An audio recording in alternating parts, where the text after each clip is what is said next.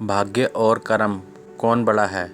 इस दुनिया में कर्म को मानने वाले लोग कहते हैं भाग्य कुछ नहीं होता और लोग कहते हैं किस्मत में जो लिखा होगा वही होकर रहेगा, यानी इंसान, कर्म और भाग्य। इस दुनिया में कर्म को मानने वाले लोग कहते हैं भाग्य कुछ नहीं होता और भाग्यवादी लोग कहते हैं किस्मत में जो लिखा होगा वही होकर रहेगा, यानी इंसान, कर्म और भाग्य इन दो बिंदुओं की दूरी पर घूमता रहता है और एक दिन इस जग को अलविदा कहकर चला जाता है।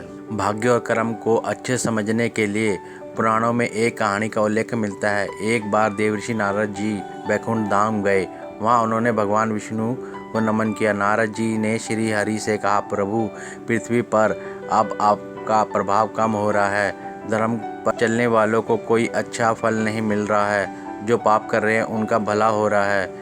तब श्री हरि ने कहा, ऐसा नहीं देवर्षि, जो भी हो रहा है सब नीति के जरिए ही हो रहा है। नारद बोले, मैं तो देख कर आया हूँ, पापियों को अच्छा फल मिल रहा है और भला करने वाले, धर्म के रास्ते पर चलने वालों लोगों को बुरा फल मिल रहा है। भगवान ने कहा, कोई ऐसी घटना बताओ। नारद ने कहा, अभी मैं एक जंगल से आ रहा हूँ, वहाँ एक गाय दलदल में फंसी हुई थी, उसको कोई बचाने वाला नहीं था। तभी एक चोर उधर से गुजरा।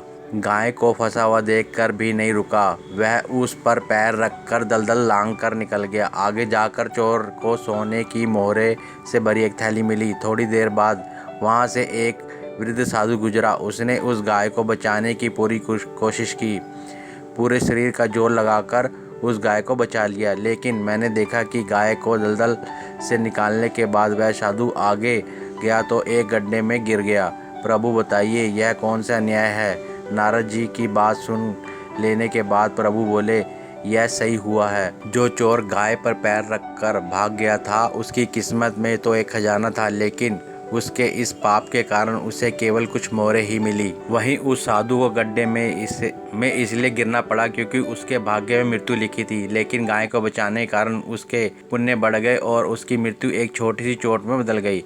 इंसान के कर्म से उसका भाग्य तय होता है। इंसान को कर्म करते रहना चाहिए क्योंकि कर्म से भाग्य बदला जा सकता है।